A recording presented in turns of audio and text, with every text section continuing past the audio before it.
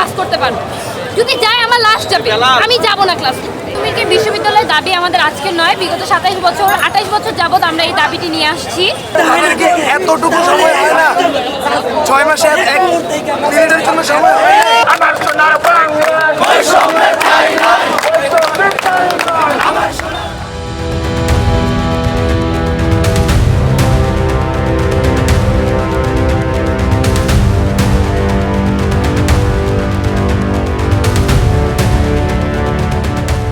এটা হচ্ছে আমি মনে করব সরকারের পুরোপুরি একটা দ্বিচারিতা।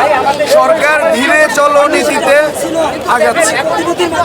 সরকারের চিন্তা ভাবনা হচ্ছে যে আমি যৌক্তিক আন্দোলন হোক অযৌক্তিক আন্দোলন হোক আমি দেবো না, আমার সামর্থ্য আছে না। তারা কিভাবে এই শিক্ষার্থী প্রতিনিধিদের সাথে বসতে পারে না? আমাদেরকে এতটুকু সময় হয় না, 6 মাসে এক মিনিটের জন্য সময় হয় না।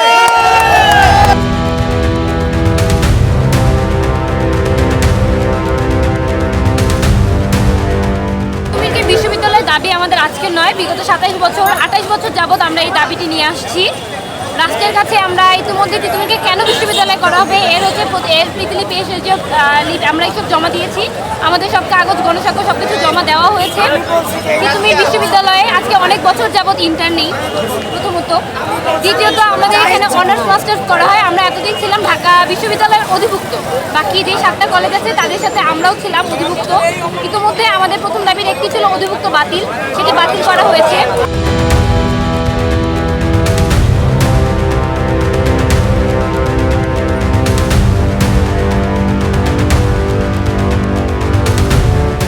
তিতুমিরকে আদৌ বিশ্ববিদ্যালয় করা হবে কিনা, বা তিতুমির কলেজ থাকবে কিনা, বা তিতুমিরের পরবর্তী ভবিষ্যৎ কি, এই ব্যাপারে আমরা আসলে এখন পর্যন্ত অবগত না। আমাদের 35,000 শিক্ষার্থীর সাথে বাকি যে 6 কলেজ আছে, অর্থাৎ আমাদের প্রায় 2 লাখ শিক্ষার্থীর জীবন নিয়ে তারা খেলতেছে, রাষ্ট্র খেলতেছে। আমি ঢাকা কলেজ, বদরুন্নেসা, কবি নজরুল, সরোয়ার্দী বা ইডেন আমি কোথাও গিয়ে ক্লাস করতে পারবো। যদি যাই আমার লাস্ট যাবে, আমি যাব না ক্লাস করতে। আমি তিতুমিরেই ক্লাস করব, আমি তিতুমিরেই থাকবো। সেটা বিশ্ববিদ্যালয় হোক কলেজ হোক, সেটা রাষ্ট্র ডিসিশন।